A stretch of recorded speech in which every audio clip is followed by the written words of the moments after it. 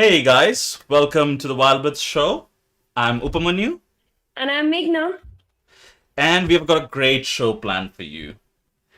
We will be talking about great Indian bustards and how they've been sighted in Pakistan's Cholistan desert, and we'll sort of go into why that's important and why we want it to keep happening. We will also talk about some fungi and oftentimes how we always talk about megafauna and it's in the public discourse. Oftentimes, these other things, especially things like fungi, get left out of the conversation. So, we will be speaking a little bit about that and show their importance. What else do we have on the roster, Meghna? Oh, I think before that we need to tell the public once that the bastards was supposed to be our headline topic. Um, but we couldn't do that because none of the channels let us use the word bastards in our title. Now, why do you think that is? Uh, and it's actually a very interesting story that probably Upamanyu will tell later of how the bustards were almost India's national bird, but did not.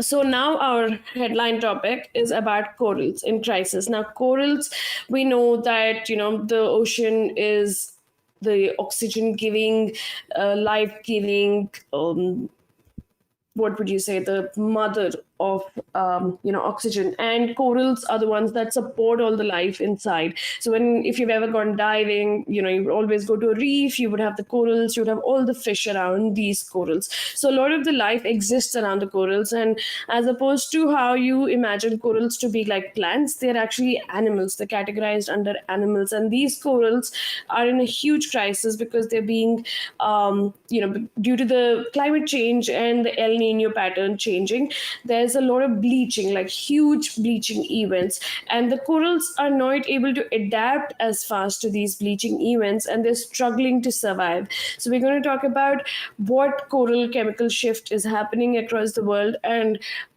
what are we doing currently, how are we trying to save these corals. And after that, we are actually going to talk about, so did you know that there are dolphins in rivers?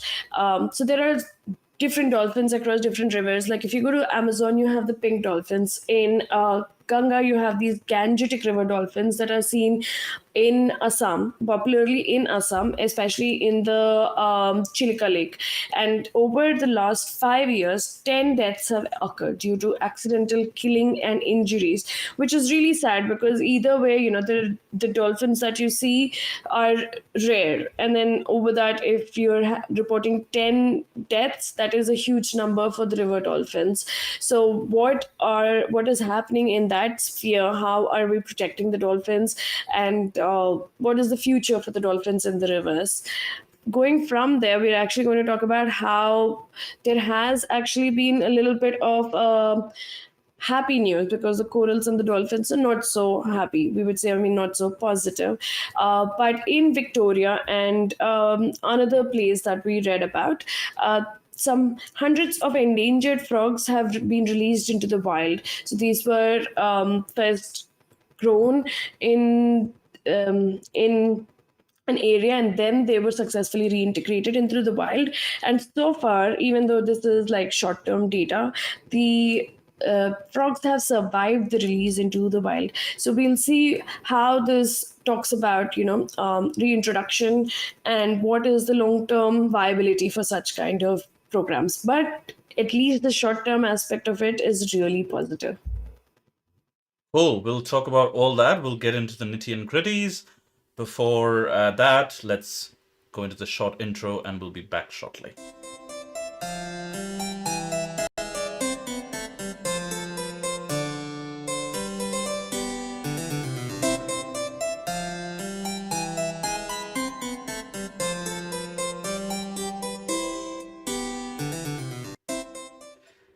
Cool. Before Meghna goes into the headline topic, let me ask you this, Meghna. Why don't seagulls fly over bays? Over bays, like BAYS, Yes. why don't seagulls fly over bays?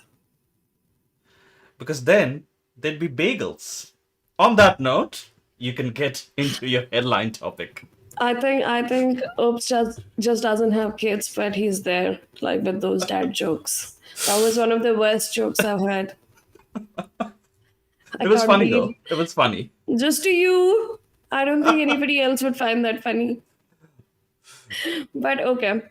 So we're going to jump into the headline topic first. This is about basically the corals being in crisis. Um, so as I've touched earlier, now the corals, if you've ever gone diving, you see these different kind of corals. Like you'll have these huge cabbage corals, or you would have the thin fire corals, and you would have these sea fan corals, and there would be different kind of corals, really pretty. So some of them are soft corals, like the anemone that the Nemo fish, the clownfish stay in. Those are corals as well. So you would have really soft corals, and then you would have really hard corals. But all corals are alive. Let me try to find you a photo I'm of sharing pretty the screen. corals. I'm sharing the screen, Meghna, if you want to Oh continue. yes. So you see the entire background of this fish. All of those are coral. So the little blobby thing just under it is also coral. The thing left of it is coral, and the things behind it, some of them are sea plants, but some of them are corals. But I No, think they're I actual think corals.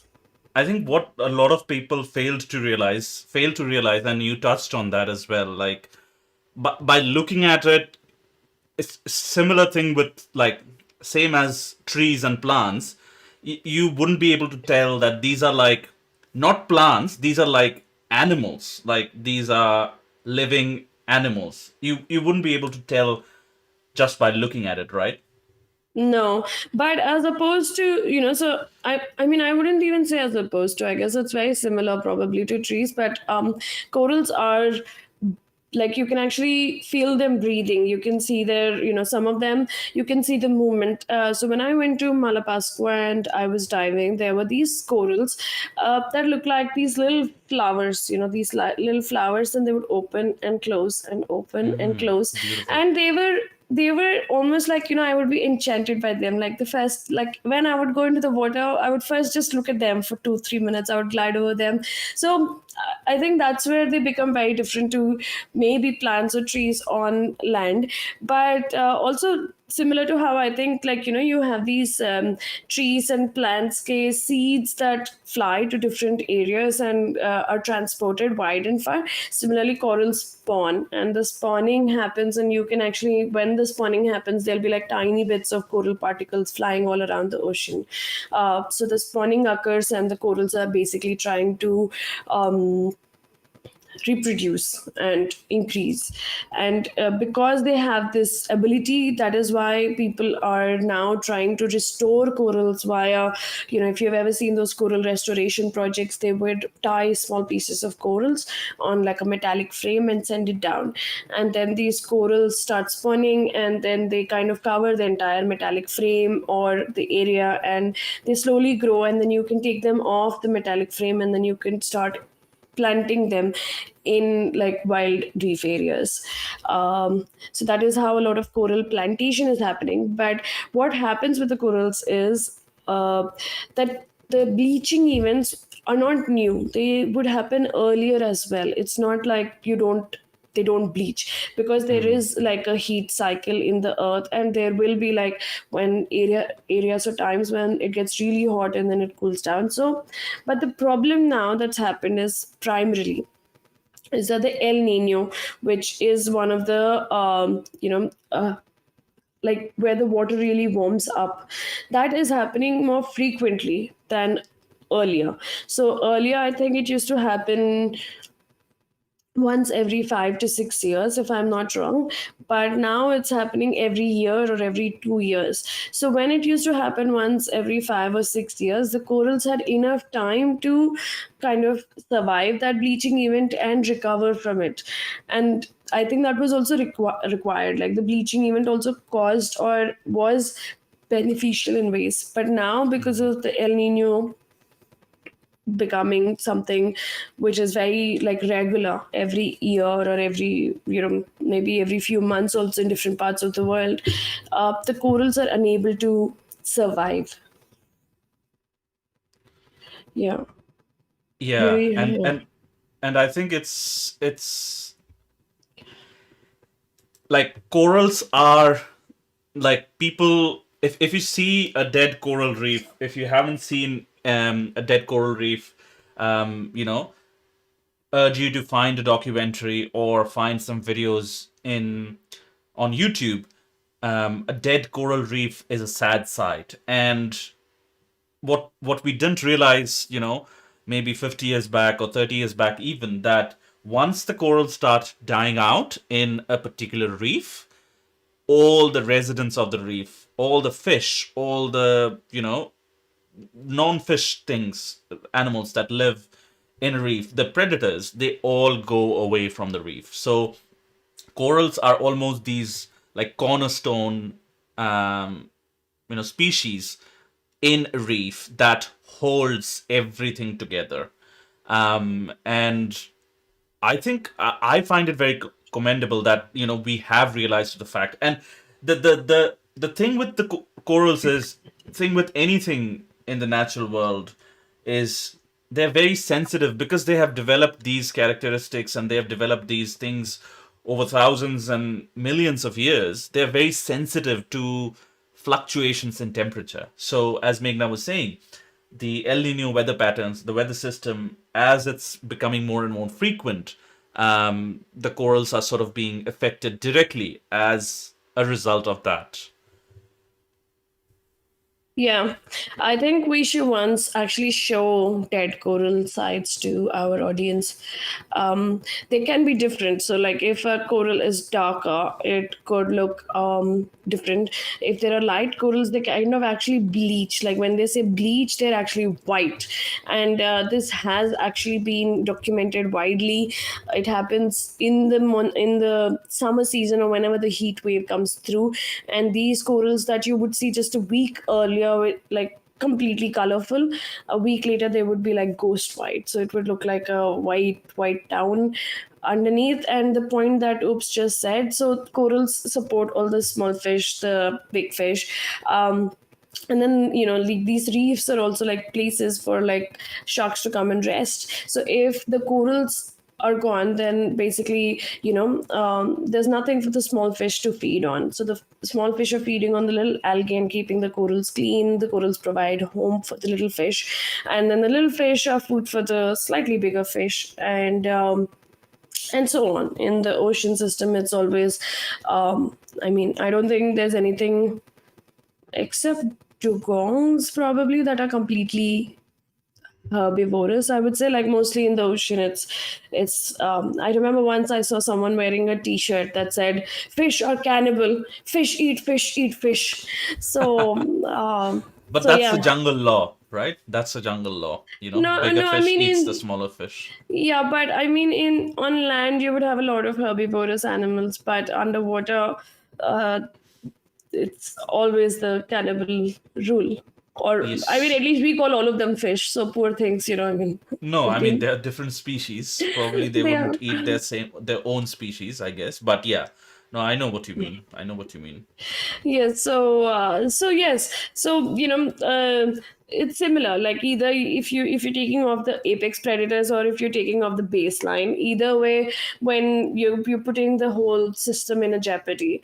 And right now, with everything that we are doing, especially after industrialization, the changes that we have seen on Earth is just mind-boggling, because I think we've changed the Earth faster than the Earth could recuperate. So right now we are Hmm. trying to slow it down, but we do not know how effectively we can slow it down. That is exactly right. That is exactly right. And it's a shame. Like there has been evidence of some techniques, as Meghna said, putting corals on a metal frame and relatively, trying to reintroduce them into that ecosystem that have shown signs of it working, but like nothing is as sure as saying that, oh, this is definitely going to work. I was seeing the latest ocean documentary by David Attenborough a couple of weeks ago as well. There he mentioned some scientists who are working there, to working in some parts of, especially in sort of the all the equatorial belt of islands, island nations, etc., where they have had some success, and they published a paper or something like that where they said, corals are more resilient than we think, but again, the amount, it will also depend on the amount of pressure we put on those ecosystems, because if we keep exerting that pressure, um, you know it is mostly because of what we do, like, all the weather systems that are being affected, or the weather systems that are being changed as a result of global warming and several other factors. um yeah, we don't know how it will ultimately affect the reefs. But as you can see on the screen, I'm just sharing my screen. A dead coral reef is a sad sight. It, like, you know, if you dive, if any of you dive, and if you have seen a dead coral reef, it is a very sad sight. Parts of, I mean, I think most of the Great Barrier Reef is kind of in that zone now, and I think this picture is from the GBR as well. But yeah, it is a sad sight. So, in contrast to what we showed you before this, vibrant and colorful with all the fish, thousands of different species, shrimps, and things like that. And I think another thing that sort of gets missed as well is trolling. Like, I don't know if there's anything that we have created which is more evil than bottom sea trolling. These they are these machines of, like, thick and heavy chains that just drag across the ocean floor just to get one species, but there are like thousands of other species that are, we term it as bycatch. But yeah, it's the most, evil thing in my opinion. And they don't care for corals as well. If there's a reef, they just barge through it and just bulldoze everything in their way. Yeah, and I mean, trawling is one of the aspects. Trawling, I think, is a bigger aspect with sea life over corals. But like Upamanyu said, because it's basically just these chains dragging across the ocean, they will pick up anything and everything.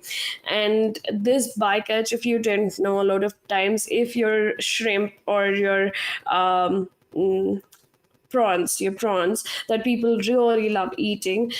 For every kilo of prawns that you eat, there is 9 kilos of bycatch. So your prawns that you eat, if it is not grown sustainably, it is actually a very unsustainable process to eat your prawns, because you're harming the environment more. There is 9 kilos of animals that are just like dumped back into the ocean dead.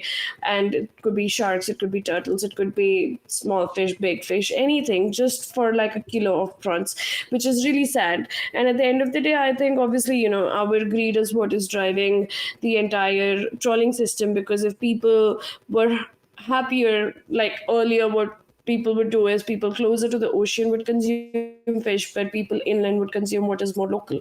And I think even in India, our dietary patterns have been such. So in the north, you would have more butter and creamy things, and you would have a lot of wheat based, like you would have rotis. This is because it would be colder in the north, so you would need such kind of things to sustain. And because you had wheat all year round, so you would consume rotis, as opposed to the south, where there would be more paddy fields, there's more coconut, so more coconut oil and paddy fields is used.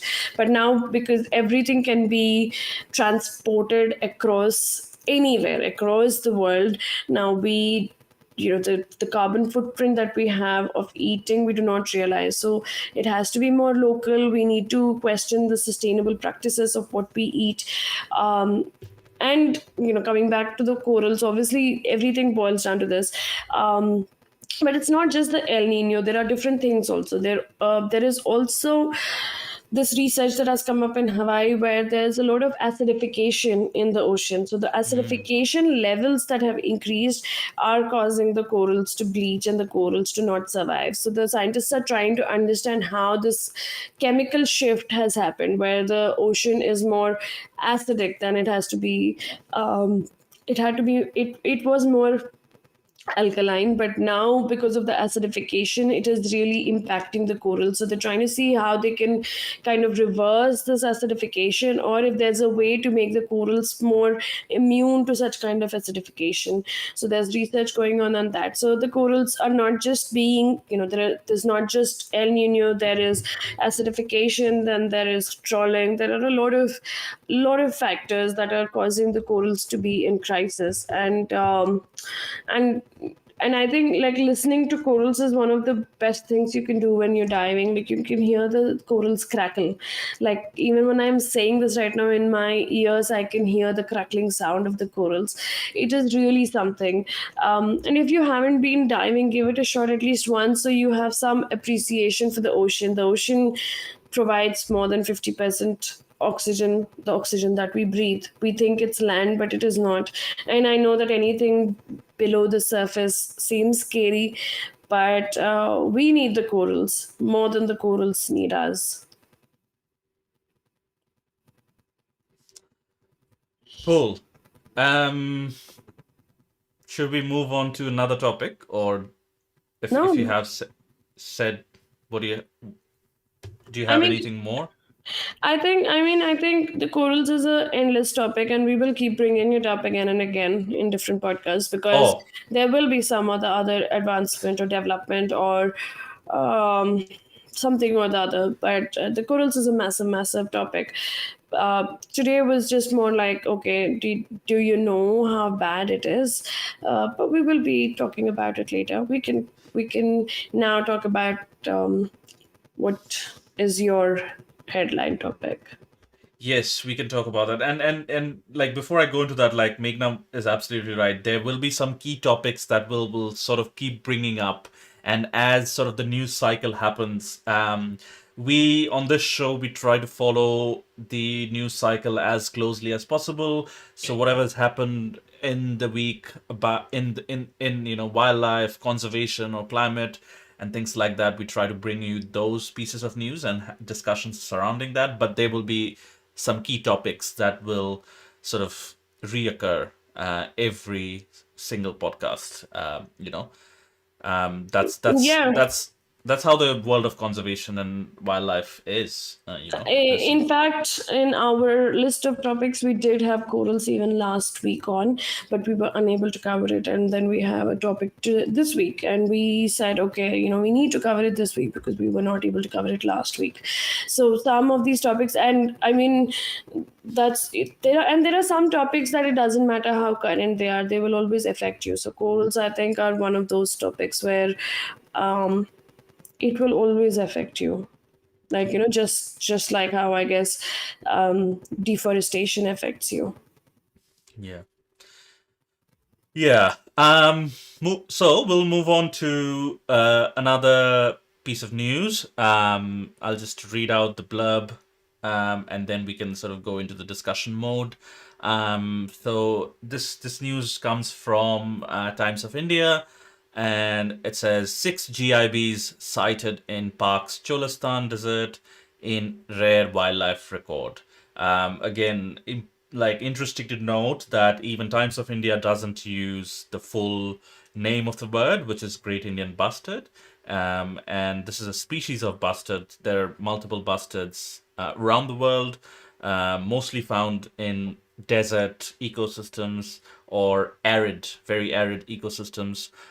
So they use the term GIB as well, which is a very common term. If you say GIB, anyone who knows a thing or two about birds will understand which bird you're talking about. But it's interesting there, and we'll dive into why that is as well. So, 6 critically endangered Great Indian bustards were photographed roaming in Pakistan's Cholistan desert, a new record sighting by wildlife expert Syed Rizwan Mehboob. This remarkable event, including documented molting displays, highlights a Mating. put sorry, mating displays, highlights a potential breeding pocket for the species, a population numbering around 10% of the global total. So, yeah, I think Great Indian Bustards is one of those birds which has been sort of lingering on the brink of extinction for a very very long time. Their name is very controversial, especially in India. One of our great one of the greatest ornithologists from India, Dr. Salim Ali. He was a very big proponent of this bird. It was one of his favorite birds. And when the Nehru administration and when India gained independence and we were trying to set up all these things, all the funds and things like that, there was to be a national bird. And Salim Ali actually, advocated, you know, left, right, and center for the GIB to be our national bird instead of the peacock, which is our national bird officially. And the reason being that whichever is our national bird or national anything, that's where a lot of funds has to be delegated, and towards their protection, a lot of funds from the central budget, the federal budget, go. So if GIB would have been the national bird of India, I'm sure it would have received a lot more funding, in turn helping restore its numbers and sort of conserve it even more. Um, I don't know what the current number of birds are, but last time I was there in Rajasthan to photograph these birds, there were around like 100, birds. Um, they're facing a great amount of threat from all the windmills that are propping up there. This is a very heavy bird. This is, I think, the heaviest flying bird, if I'm not wrong. I know it. They do say it's one of the biggest like flying birds. Um, I think we need to show them a picture. Yeah, I'm just looking for it. But Yeah, and like oops touched on it. So I mean, it's not the bird's fault that it's called a bustard or a tit. I mean, that's what we named it, and it shouldn't have to face protection pressures just because we named it something. I don't even know why it would have been named that. It's something that I have also questioned. When I've heard of a European tit or a bird like that, that why is it called that? Because in the slang form, it means something else. And similarly, for a bustard, I mean it sounds like something else. So but I think having said that, oops, you remember when in New Zealand they have a bird of the year, and every yes. year there's a bird that is taken into consideration, and there's a bird that has some kind of, people start talking about this bird, and there's voting, and then you have uh, some kind of buzz around that bird. I Mm, think we need to mm. have something similar in India because even though I mean I love peacocks and they're mesmerizing to watch, we need to give equal space to other animals and other birds as well. So something like maybe a bird of the year or a bird of the decade also would work, like something like that, so that we can actually bring some conservation focus onto these birds that desperately need this kind of and it's sad knowing that you're here, that you're trying, but you have no way to know if the GIBs would make it or not. Yeah, and I just looked up the number. It's 130 individuals. So it is it is a dwindling population. 130 individuals remaining.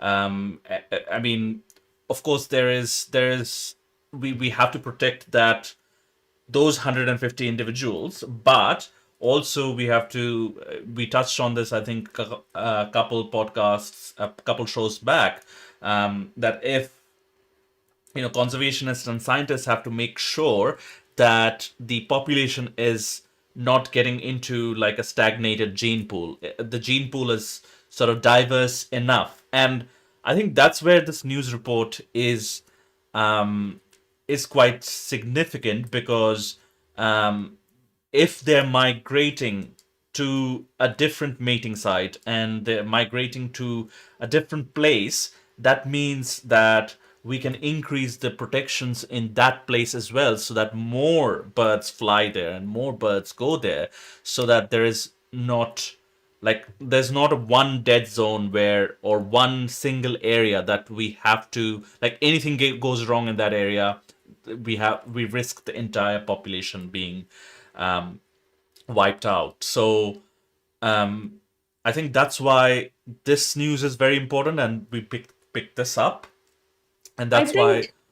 think, as opposed to, like, let's say, water birds, it's different because birds that fly have a bigger perimeter, or wherever they migrate to, so they may land in a particular area, but that area could also be changing, so we need to know how much of that area actually they cover and how much of that area they visit, so then you can protect accordingly, as opposed to, let's say, if it's a water bird, then that they like they come back to Bharatpur every year, or they come back to this No, land. I think This I would say there, I would argue it slightly, because bird migration patterns and the sites they migrate to, all the different kinds of birds are like, you can like you know set your clock with it, because it is like clockwork, and it is exactly the same spaces that they come to, and that's why photographers or photography enthusiasts like me, we can exactly know that if we go to this place, we will see this particular bird. So bird migration patterns are very much fixed, be it a seabird, be it you know um, a land-based bird mainly. But the idea is correct, where where Meghna sort of started on it is, um, as the climate pressures are increasing, the birds are obviously feeling it, because there has been cases where a migration or a breeding site has been completely empty because no bird actually landed there. So because of the temperature shifts, they can feel it more, 100 times more than us. They're more sensitive to those micro changes. Um, so they are obviously looking for other breeding grounds as well. So I think that's what kind of has happened here as well. Um, it says previously 5 GIBs and 1 chick were observed in the Cholistan Desert last year. This sighting underscores the need for undistributed open grasslands, vital for the species' survival. And I think that sentence sort of captures the essence of what we are trying to say as well, because like as we talked about with corals, every animal, bird, every living being on the planet has evolved in a certain way to combat certain environmental pressures or combat certain environmental changes, and they have been that way for a long, long time. So since industrialization, the huge swaths of changes that we have made has caused you know effects that we nobody could have imagined it would cause. But also, Meghna touched on it, the greed of things, like we want to take more and more and more resources. Yeah, that's what causing these things, right? Yeah, and I think one of the things, like where Upamanyu mentioned that windmills are one of the threats, I think this is something we don't touch about a lot. Like, we think that sustainable energy sources are great and they do not Hmm. affect the wildlife or affect the population.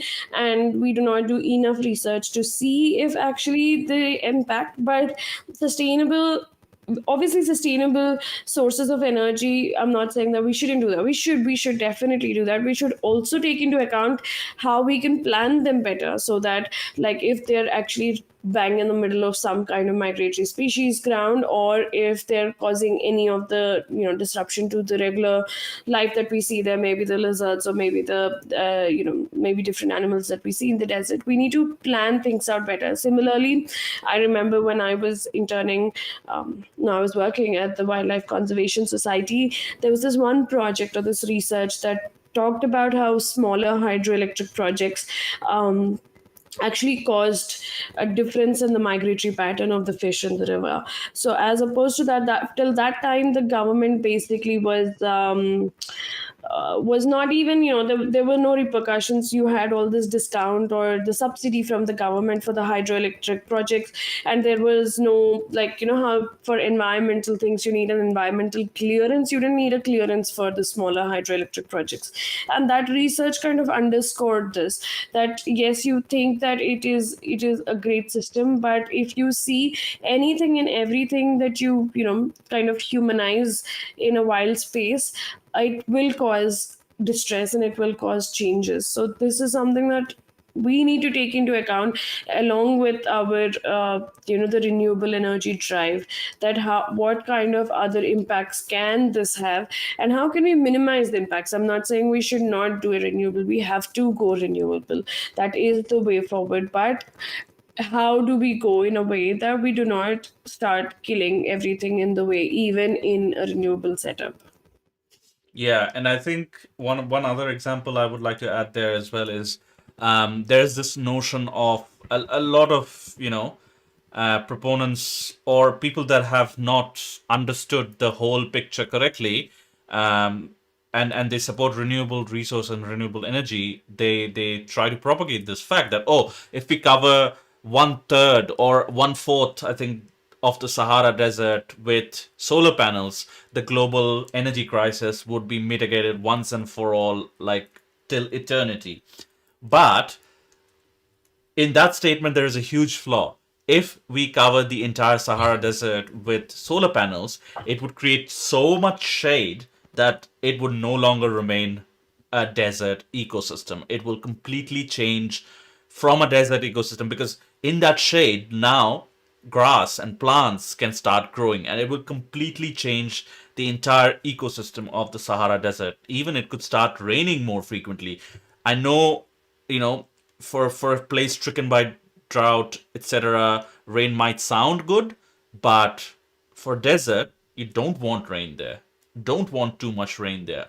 Otherwise, all the animals living there, everything will be destroyed. And similar, I think a desert in Arizona, if I'm remembering correctly, they installed a huge, number of solar panels.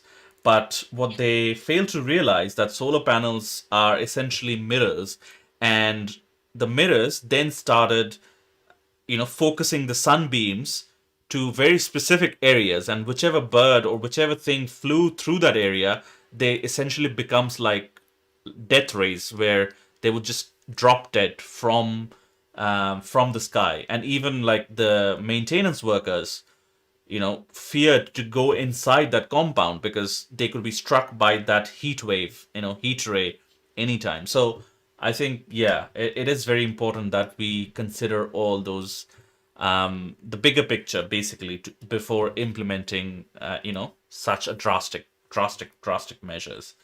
And specifically about windmills, I don't know if you, Meghna, if you probably know about this as well. Windmills are incredibly inefficient. Like I think they only output about 2% of their, the you know I don't know how to put it, but 2% of what the amount of cost and amount of you know, investment that went into it, they only output about 2% worth of that energy. Really?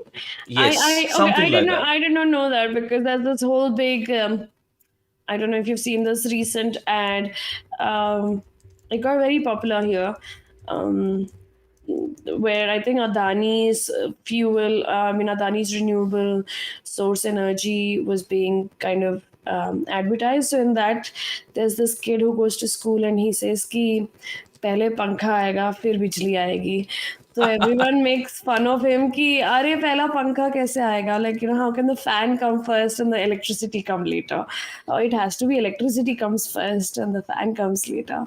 But it's quite funny, and then they show this installation of this huge windmill, and then like everybody's like, oh pehle pankha aayega fir bijli aayegi. And then they show the Sorry, I entire. would I would like to quickly correct myself. I largely exaggerated the efficiency factor. So it runs in an efficiency of 30 to 45%, and the theoretical maximum efficiency, known as the Betz limit, is 59%. So they just kind of can't run theoretically more than 59% efficiency, but roughly it would run at like 30 to 45% efficiency, which is like incredibly inefficient. Oh, that's not incredibly inefficient. Your 2% was, but I think 45%. I mean, as opposed to other renewable sources, how inefficient would you compare it? Like, if you were comparing it to hydro or solar, what would you say is the output there as opposed to this? Because if it was that bad, then they would not really be bringing up windmills, right? Not just for, oh, it looks pretty. No, that doesn't serve the purpose, because windmills are huge as well. Like, they're huge. Yes, huge. It takes up a lot of area. It takes up, it destroys the wildlife. As we talked about with the GIB. But you know, it is very very inefficient. That's what I have heard and read from my the scientific articles that come out, and also I think I've heard this from one of my friends who has worked in the renewable energy sector, that they, compared to everything, I'm just trying to find hydropower and other power sources efficiency percentages. But I, yeah, compared I to everything, like the amount of effort that goes into building a windmill and then sustaining it, because there are hundreds and hundreds of windmills across the world which are like just abandoned because they are not giving that energy output to sustain them, and like for the continued investment to go into that project. So yeah, I windmills are terribly I think inefficient. because Upamanyu is so invested into windmills, and he propagates how incredibly inefficient they are. We need to have like a topic, maybe next podcast, just to talk about windmills, because the topic wasn't about windmills, and now we're only talking No, about it. like the reason I was stressing on windmills is they are one of the chief causes of windmills, and like the thousands of volts that pass through like the power lines. They are the chief causes of GIB deaths in the desert of Kutch. Um, so yeah, the locals. The last time I visited, the locals are incredibly frustrated with all of these new windmills, and you can't even photograph a GIB without like having either a power tower or like a windmill in the background. So So you want the people to be powerless. I mean, there can be other sources of power. That's what I'm saying. But You need yeah, to. I windmills. mean, what would be the other sources? Like, you have to have either a power tower or a windmill or a solar. But you need to have something, right? And I don't know how the locals can be frustrated, because they need power. They need the electricity to function, don't they? I I think the reason is that we can start with either or. Like we can start with you know we kind of can't let go of the power lines.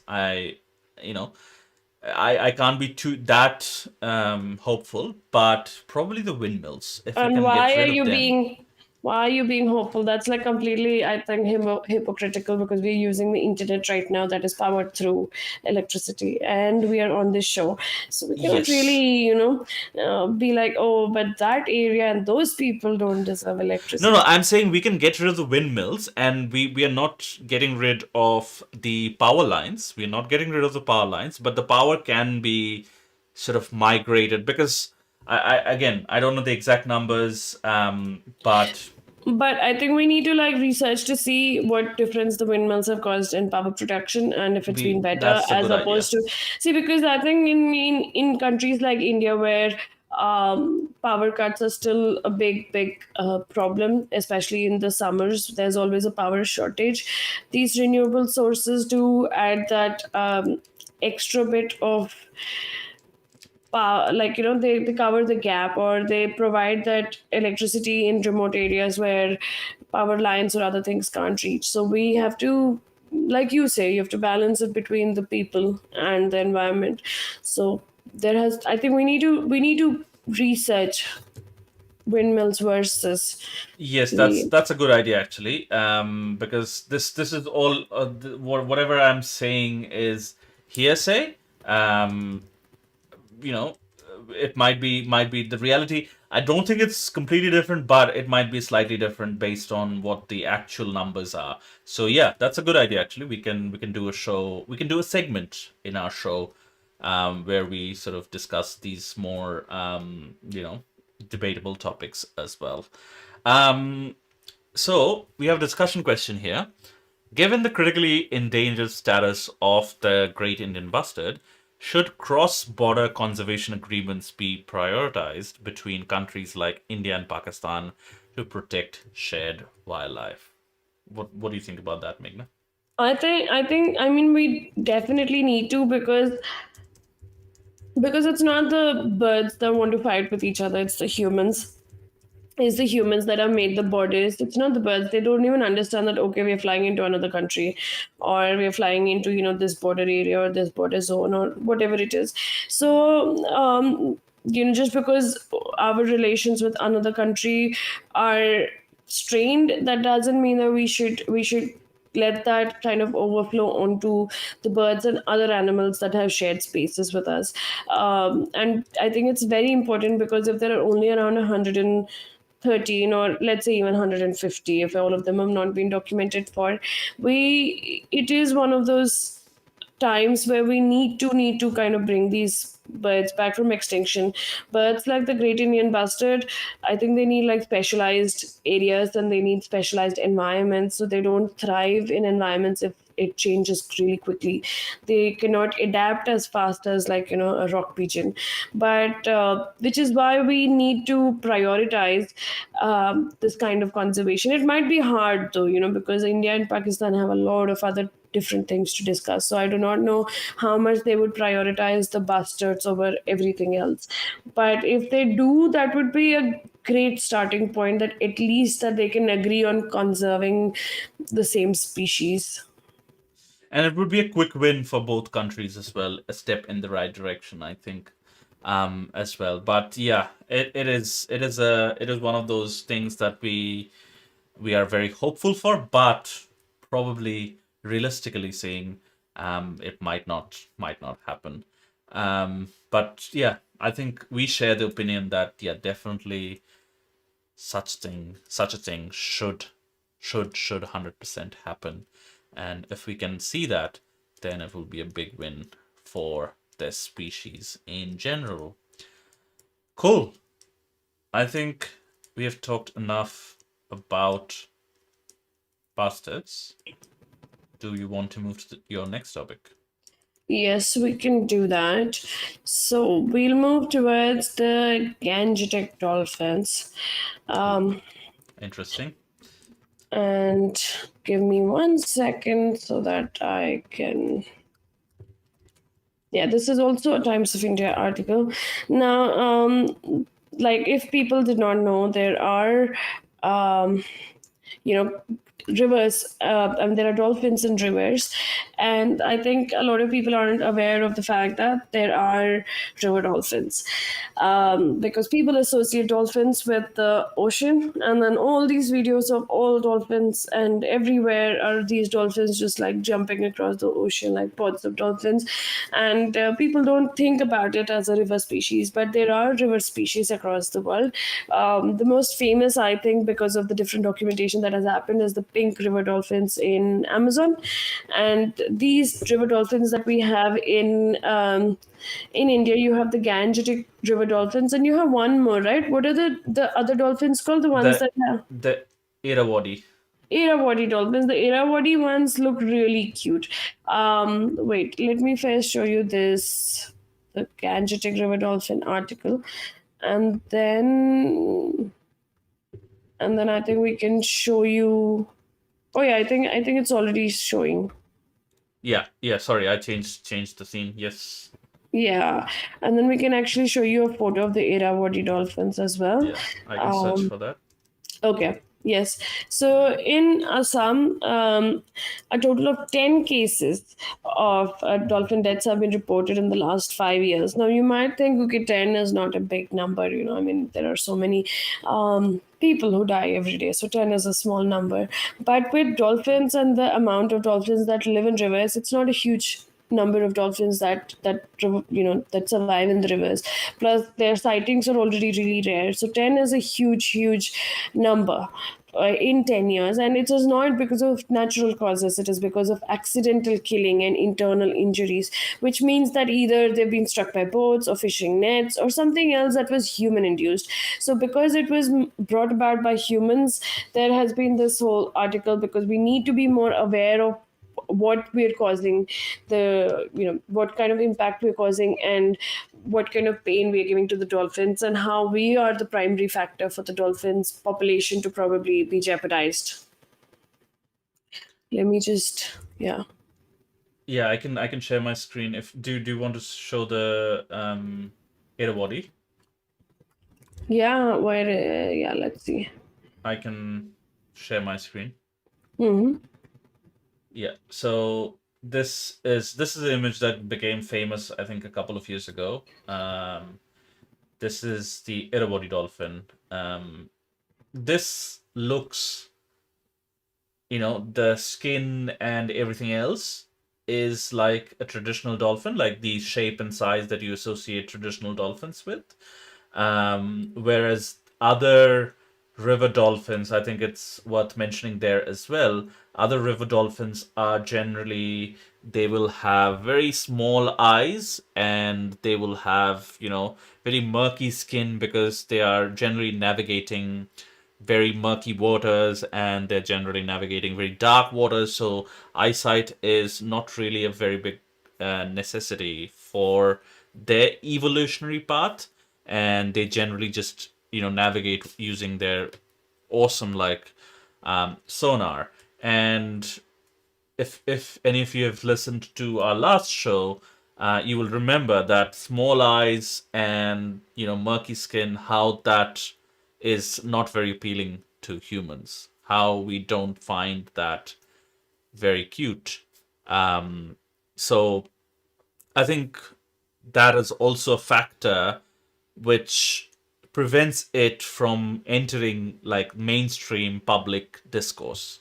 Um, do you think that is one of the causes, Meghna? No, I mean for the Irrawaddy, the photo that you've shared, I mean, how can you not fall in love with that? That No, is I so think cute. no. I'm saying this Irrawaddy dolphin is a very cute photo. That's why this photo got super viral. But I'm talking about the the Gangetic dolphin, or the pink dolphins, or the the river dolphins of China, which I think one of them has gone extinct as well. I'm talking more of those, because they have very small eyes, and very mangy looking skin, and things like that. So yeah, Irrawaddy is the exception, because it has big eyes, it has like a cute appearance. But yeah, the other ones. the Gangetic dolphins and the other ones as well. Yeah, I mean, the Gangetic dolphins may not be as appealing as the other dolphins, but they're still dolphins and they're very Mm. similar to other dolphins. They may not have the biggest eyes, but I wouldn't say they're like ugly or they do have tiny eyes. I agree with that, but they're not scary. They're not something that you cannot associate with. You cannot look at and say these are not dolphins. They are dolphins. They may not be as cute as your ocean dolphins, but Bottlenose. Yeah. yeah, yeah, but they're dolphins, and I mean, they're important for the environment of a river. So according to this report, basically, the current estimated population of the Gangetic River dolphins in the Brahmaputra River basin is around 584. So that is around 600 in the entire stretch of Brahmaputra.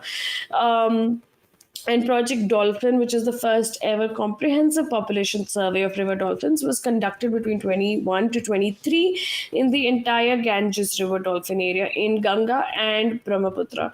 So even though it is called the Gangetic River dolphin, it's not only found in Ganga, but it was also found in Brahmaputra. And both of them are big river systems in India, like huge, big river systems. Even though the Ganga is probably more popular than the Brahmaputra, both of them hold great significance.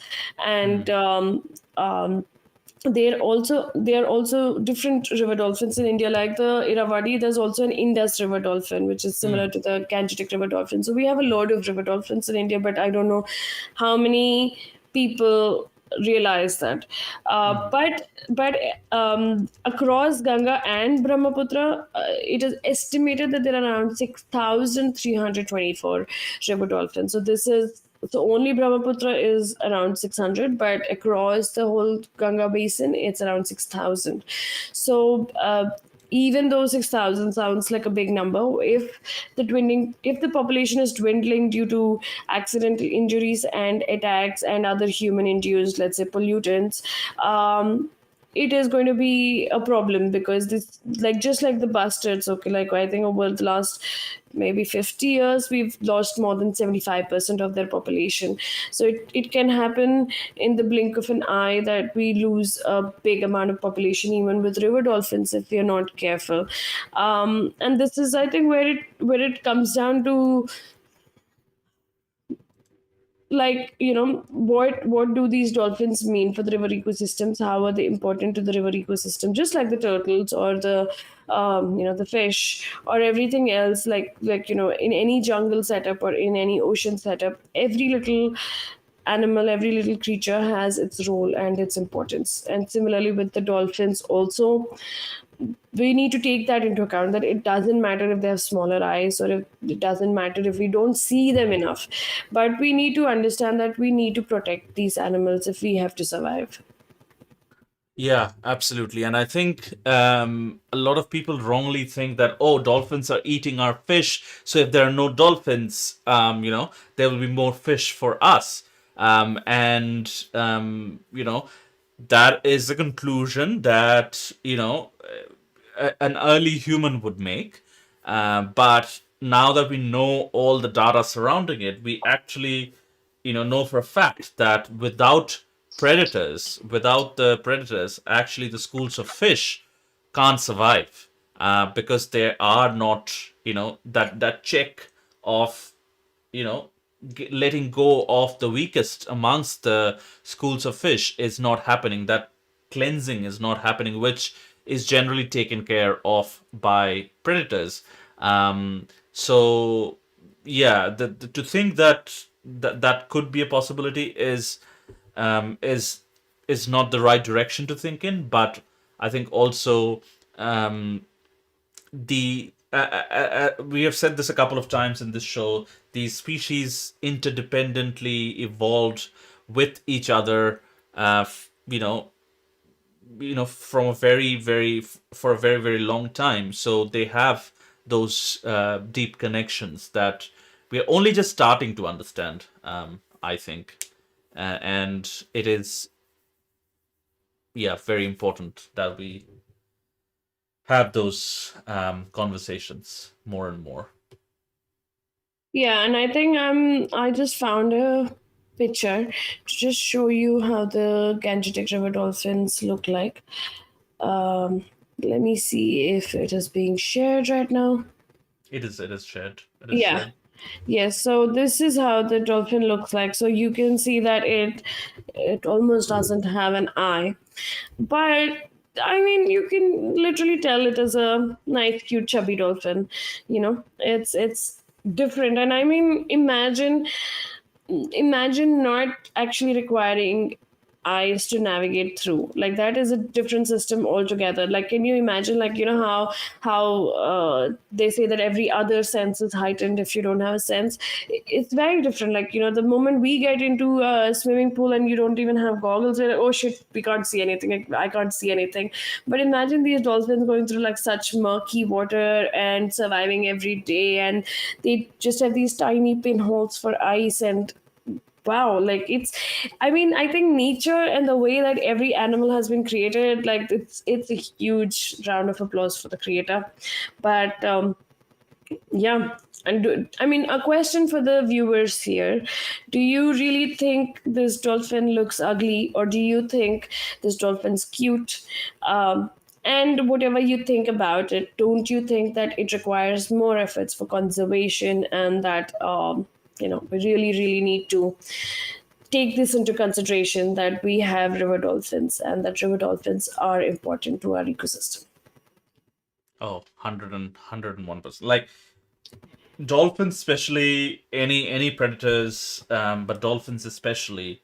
Um, yeah, this is a very flattering image as well. Like this, uh, and I think that's why photography and such kinds of photography holds a very special place in conservation as well. That's why almost all photographers that photograph wildlife are termed as conservation photographers. You know, so um, these images or videos or is what get people into talking about these things, talking about these animals. Um, because to be honest, in our day to day lives, in the society we have created, there is so many distractions. We can be doom scrolling on TikTok or Instagram for hours and hours without even realizing.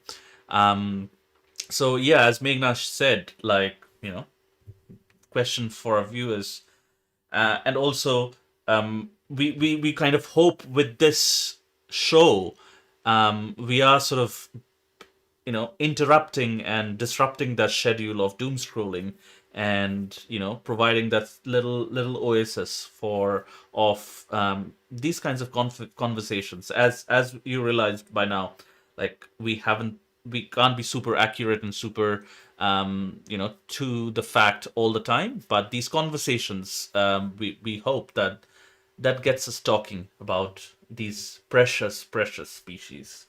Yeah, I think that's the reason that we started the show. That between me and Oops, we really, really love wildlife. But when you talk to the bigger population, now there are people who are interested in sports, and I have very little knowledge on a lot of sports, and there are people interested in different topics, and I wouldn't have a lot of knowledge in that. But you realize that when you share that knowledge, then people know more. So this show is a way for us to kind of show our love for wildlife and all topics wildlife, and get some awareness through this show on the different kind of species that exist, and the kind of importance that these species hold, the different kind of the changes that are happening right now, and not really preachy, but what we can or should be doing, or what we do um, right now. So that way, I think it's really important. At least I hope whoever sees this show today, at least one person's like, wow, I didn't know that we had so many kinds of river dolphins. So yeah, even that is a big takeaway, because you would start talking about river dolphins from now on. Yeah. Yeah. Even if you share with one friend that, oh, did you know we heard on this show um that, there are like three different kinds of river dolphins in India's rivers. That would be a great conversation starter. Uh, yeah. Okay, then I guess we've spoken about the dolphins a lot. I mean, I still have the image on my screen on my end, and I don't know. I mean, I think for me, humans and how they perceive cuteness is very different. But yeah, but I think we've spoken a lot about dolphins, and we will keep touching these kind of topics again. And yeah, so we'll switch to the next one, which is, what do you have on your list? Oops. Yes. Let's talk a little bit about fungi. And again, people can be like, "Well, what do you have to talk about fungi?" But I think I just chose this topic as well because one of those things that doesn't get talked about very much in the public discourse, and it is one of those things that is super super important but doesn't get talked enough. Um, so this is a news report from the Guardian, and it was featured as one of the more important reports there. Um, Earth's underground networks of fungi need urgent protection, says researchers. Scientists have revealed a critical need to protect Earth's vast yet largely unseen. And I think that's the key point there. Things you don't see, things you don't, like Meghna said about, everything underwater, you don't interact with, is very difficult to, discussions about those things is very difficult to be introduced into the public discourse. Largely unseen fungal networks. A new study utilizing 2.8 billion samples from over 130 countries created high resolution biodiversity maps, revealing that only 9.5% of fungal hotspots are currently within protected areas.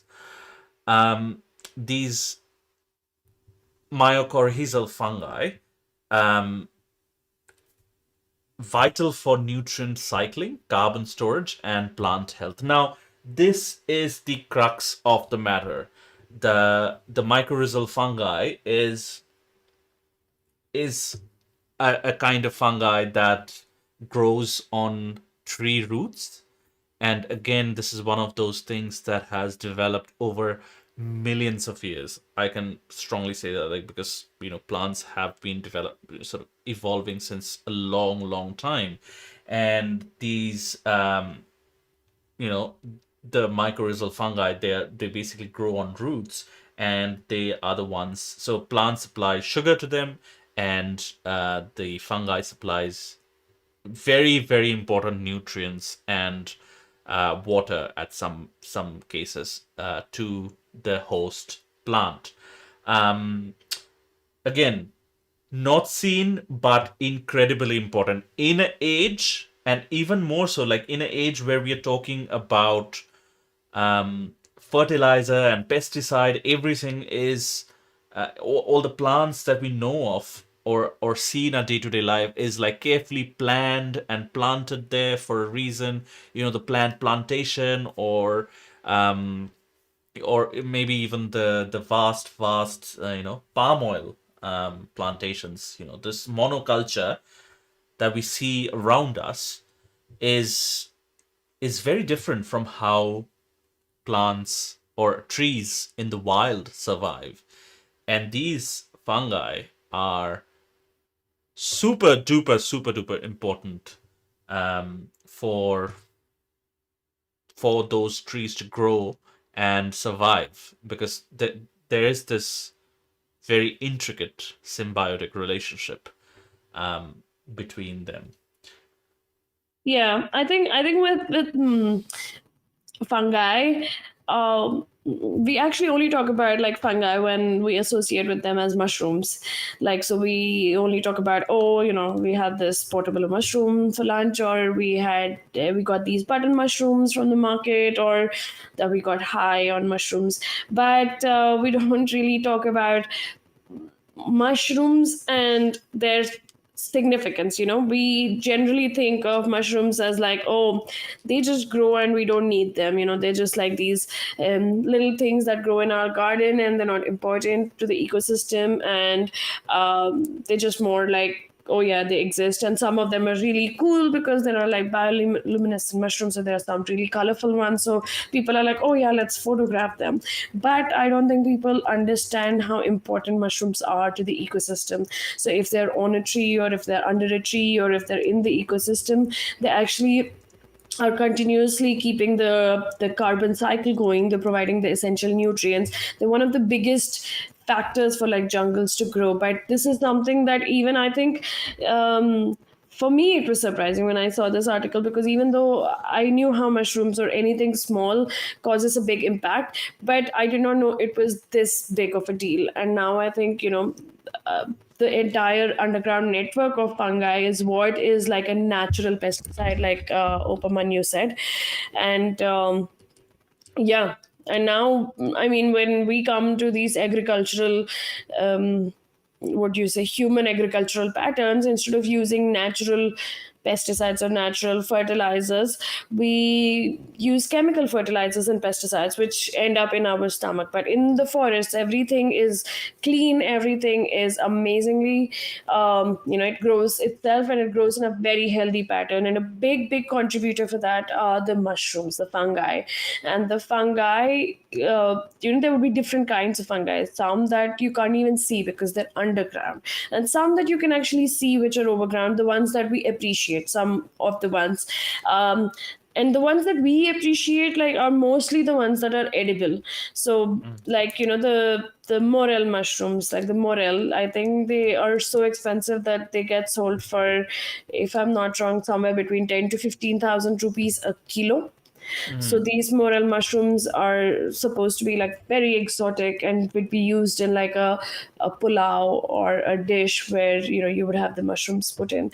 So Mm. we only kind of give importance to those fungi, the fungi that we talk about, that we eat, but we don't talk about the rest of the fungi, like the fungi that's under the ground, the fungi that's actively working. Yes, and another thing you probably didn't know, although it's a little bit debated because of the fact that it is a fungus, but the largest living thing on Earth is a fungal network underground, which spans an area of 10 square kilometers or 3.8 miles. This is in Oregon, US, and people debate it, but that is often considered the largest living organism on Earth. So these fungal networks are very, very important, and there has been some research. I think we touched on this a couple of shows ago, but there has been some research where you know researchers have actually tapped into these fungal networks, and they have seen that trees often send out signals through their fungal networks to other surrounding trees. Um, you know, Almost again, we have to sort of sorry, no, no, Anthropomorphize. anthropomorphize here, but kind of like talking to other trees. It has been some very early documentation has been done of trees sending nutrients to other trees. Like if a neighboring tree in a forest, this cannot happen in monoculture, but in a forest, if one tree is cut, that tree will release some, electric synapses that will propagate within the surrounding areas, and all trees would know about that, and they would actually send nutrients back to the stump to try and make that effort to keep it alive. So that all happens because of such fungal networks. And Yeah, and I think one of the things is just like the bustards. Like I think with mushrooms and the fact that they're called fungus, like I think that is why the edible ones are not called fungus or they're not called Hmm. fungi. The edible ones are called mushrooms. Hmm. This is also because I think we associate fungus with like, oh, it's bad, it's bacteria, it's mold. Like, like if you have mold in your house, you call it fungus. You're like, oh, Yeah, there's a people fungus growing. probably only know of fungus by what grows on stale bread or something like that. Yeah, or on in damp spaces in your Damp home. spaces. Oh, Yes. there's this fungus growing on my wall because of this dampness. So people don't associate fungus either or fungi either with at least I think the multiple, the plural of a fungus is nice because it sounds like a fun guy, like, but I think in general, just because of the names that we have given, like the bastards are suffering because I mean, because of one letter of the letter changes, the poor bastards become something else. And similarly with the fungi, because they are called fungus, people are like, oh, fungus, I mean, you fungus.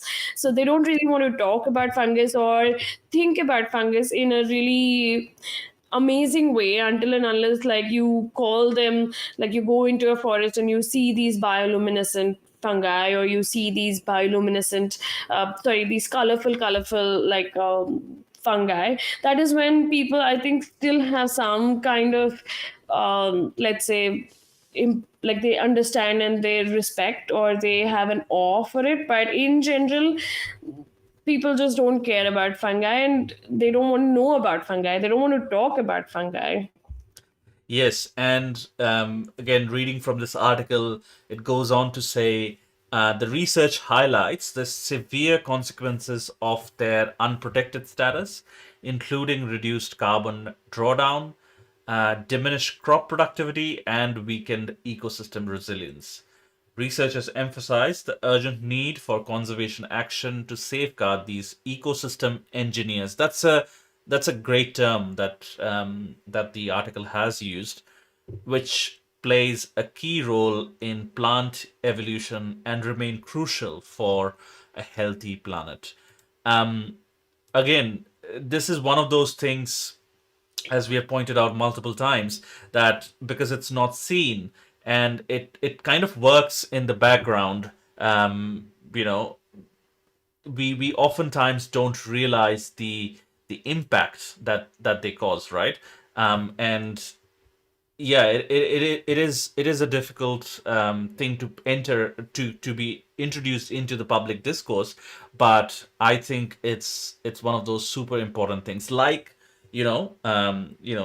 phytoplankton, or all that grabs more carbon than the Amazon rainforest. That captures more carbon dioxide than the Amazon rainforest. It just floats around on the sea, and because it's so microscopic at times and we don't see it regularly, we don't realize the importance of it. But all our actions lead to them being threatened. Similar thing with the fungi as well. But I think some shows have done a good thing. Do you remember SpongeBob SquarePants, like the Yes. plankton? Oh, yes. Like the evil character is the plankton, the tiny little plankton is the evil character. I think, I mean, at least with when we were growing up, I think a lot of shows tried to educate us. It's just that we just never thought of it that way. But now when I think of it, I'm like, oh, sponge and starfish like Patrick, and then the plankton, the tiny little plankton, and the squidward being a squid. But we don't realize all of that. But like there was some at least talk of a plankton. I don't know if there have been any. I can't think of any cartoon series where mushrooms or fungi were an integral Feature. character. No, No, no, I i can't. I off the i top can't of think my of one. head, no, No. no. So I think the fungi need to be more fun to be Yes. featured.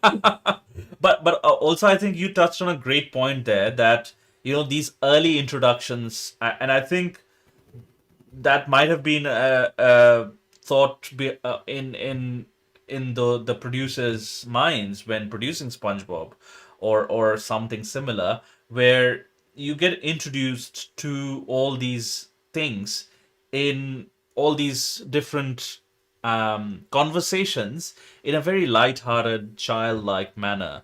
And yeah, and if you remember, like almost every vast majority of shows or cartoons meant for kids often feature like animals and birds, in a caricaturish way, but um, they feature the animals, and I think it's good that they do, because you sort of get the kids start getting sort of accustomed to those ideas. Remember the baby shark music video? Yes, yes.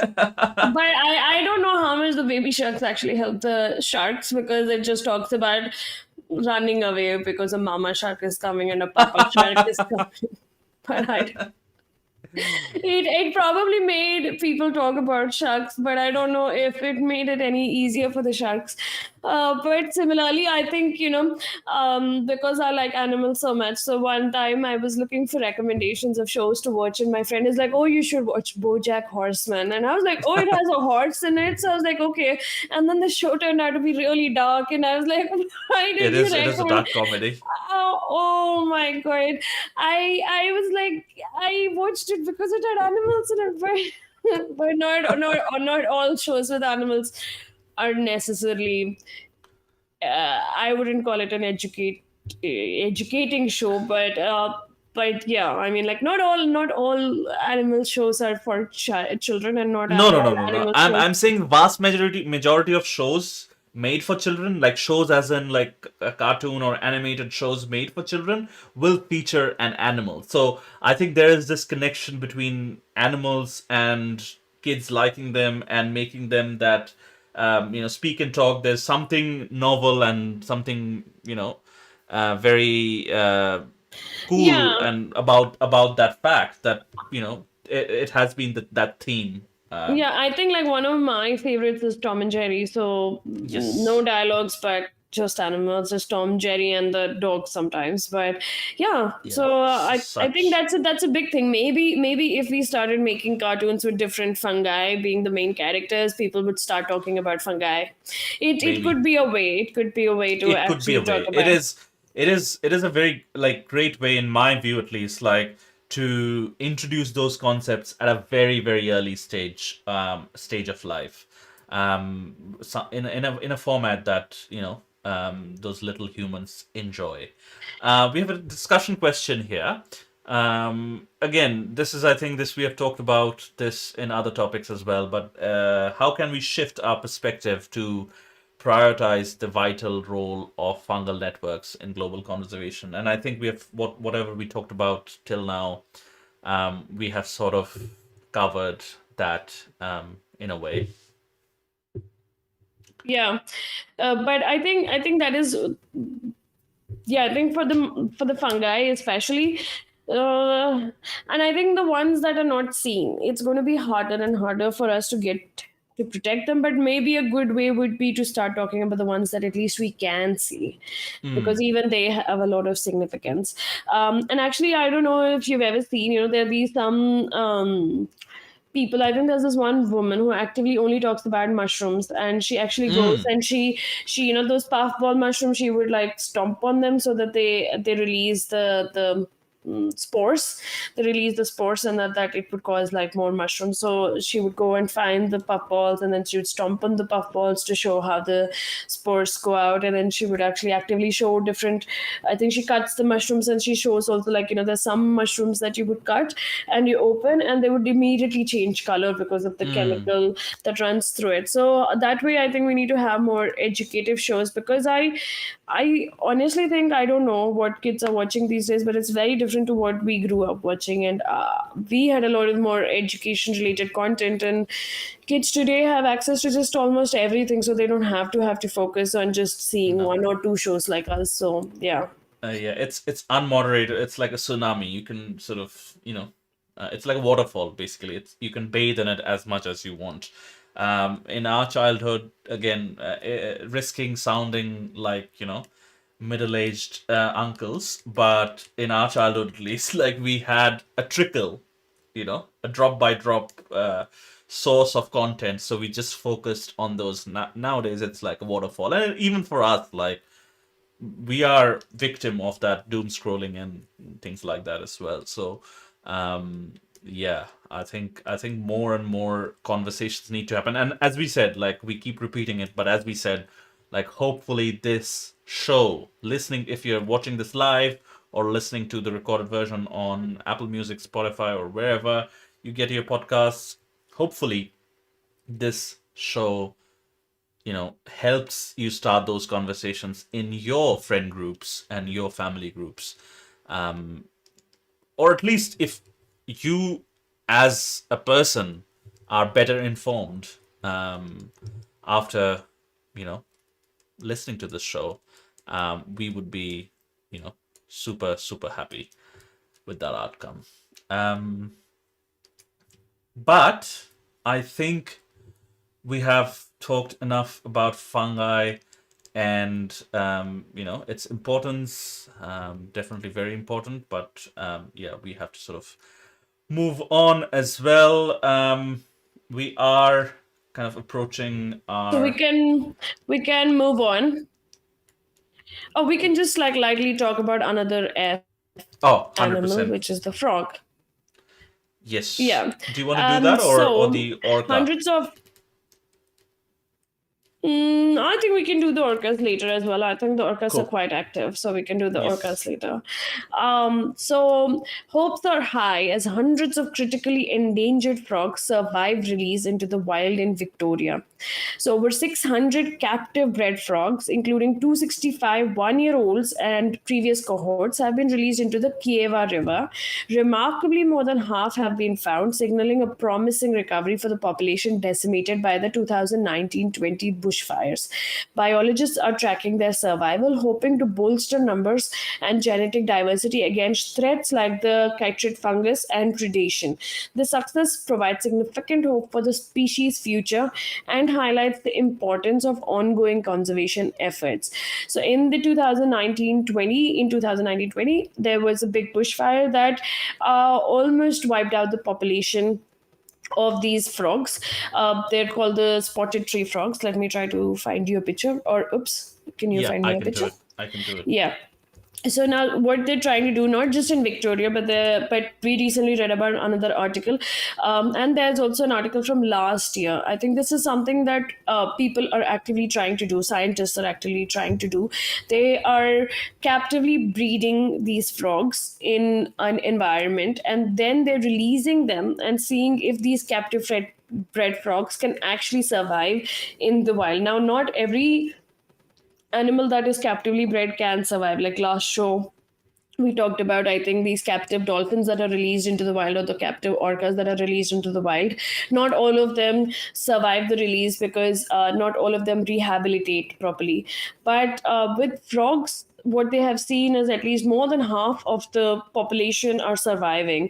So that is a big number. But again, this is short term data because they have been released recently.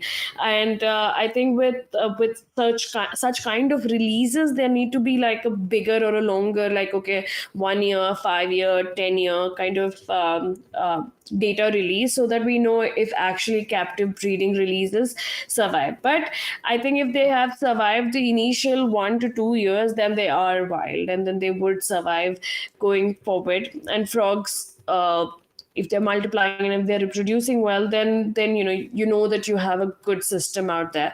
Because in the river, the frogs, just like how we spoke of the dolphins, the frogs, the turtles, all of them hold their own special place for getting that river to function. Yeah, and I think, as you can see, I'm just like, if you guys are watching live or the video version, you will be able to see the video that I'm playing, the short video that the Guardian made. I think these kinds of captive breeding and then releasing back into the wild will become more and more significantly important as the days go by, because some species might face a lot of threats and a lot of pressures in their natural environment to breed, to be able to breed or reproduce properly.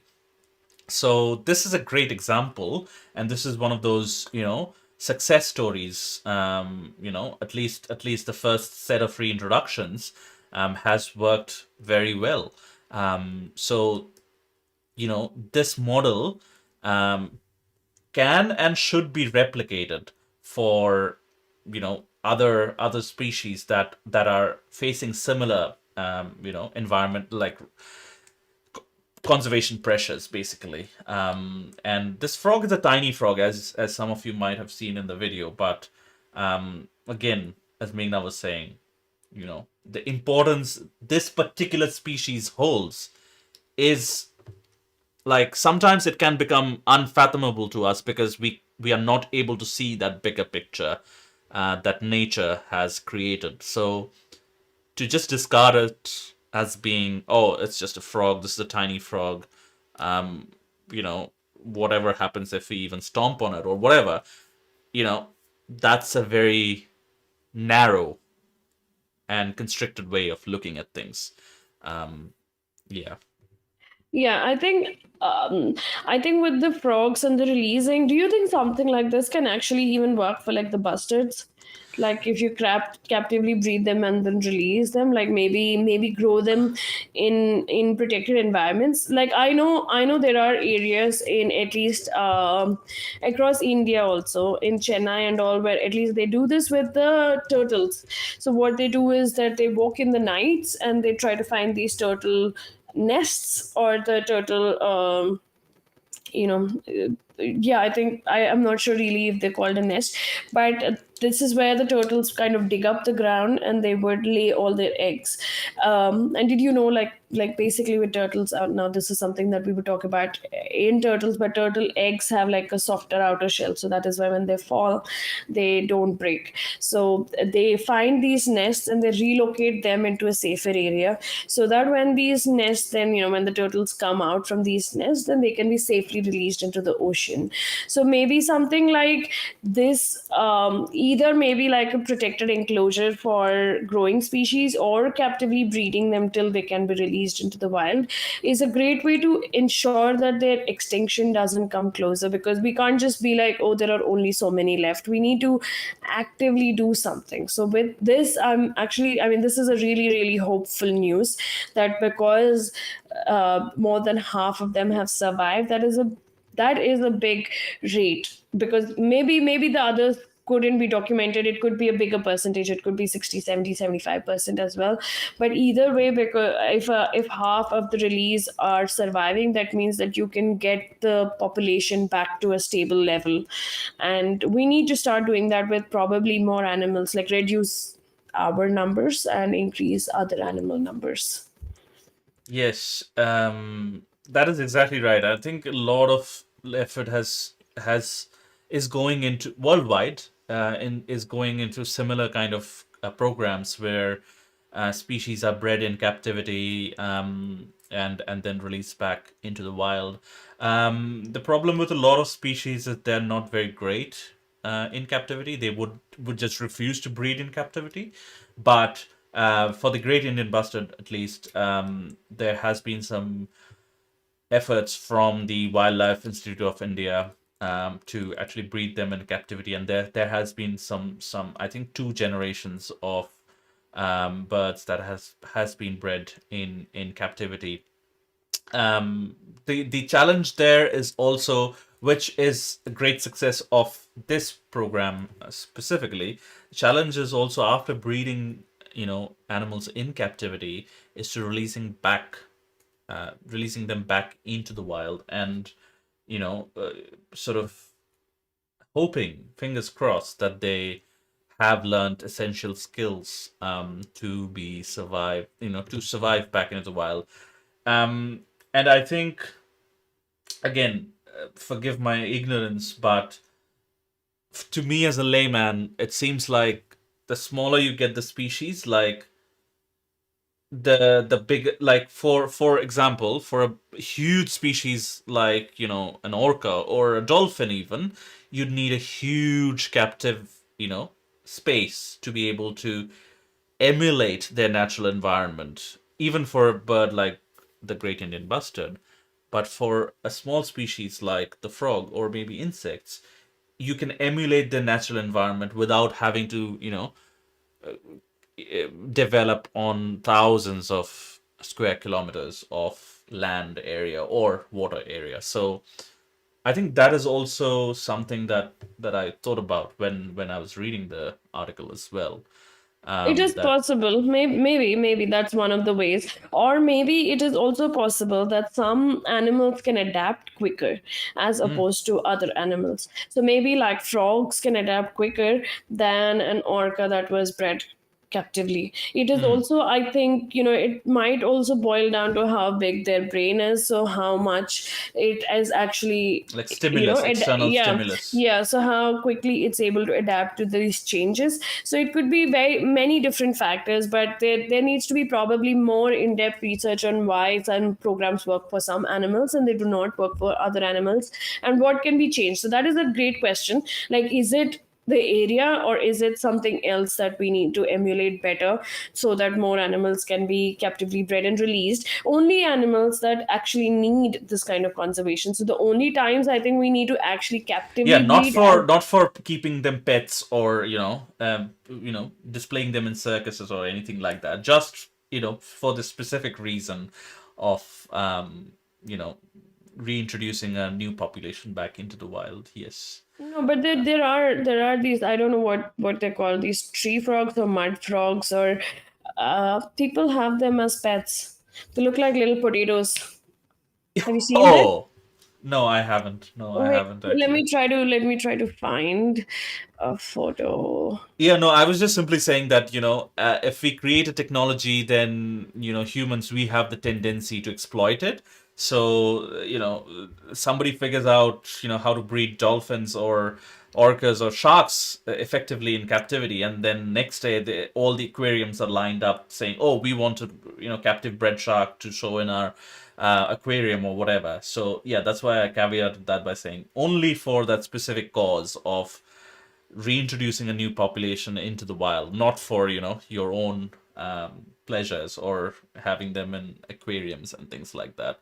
But yeah, this is a very you know important milestone and a success story that sort of raises the hopes for the conservation landscape in general.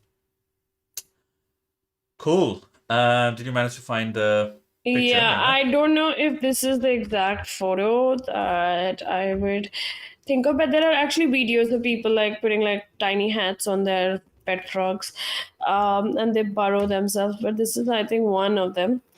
Yeah. Um, these are called fat frogs. Uh, I think just because they're fat and like this. Can you see the frogs now? I can start sharing your screen. Yeah, now people can see. Mm. Yeah, now people can see. Yeah, so you see these fat frogs. Just like this, there's actually another one. It actually looks like a potato. It's brown. It's completely brown, and it looks fat like this. I think it's called a mud frog or something. I cannot remember the proper name, but people do keep them as pets. So that is, I think, that is a conversation for another time of which animals are okay to be kept as pets and which are not. But yeah, I mean, I think it just like how we pointed out during the dolphin topic, that it depends on how cute is this animal, and if it is cuter and fatter and chubbier, then you would want to keep it as a pet, or you would feel more for it, as opposed to if it wasn't as cute.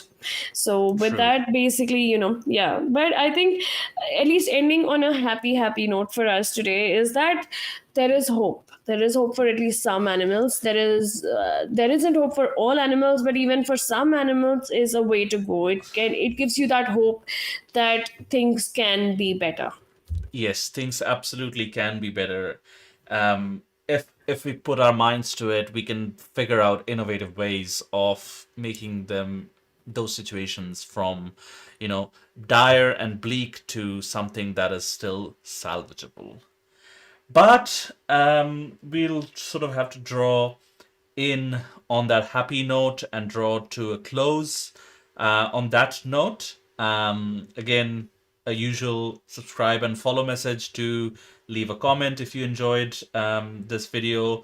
If you disagree with us on some points, do mention that in those comments and as well, and we can have a debate over comments at some point, or we can mention it on our next show.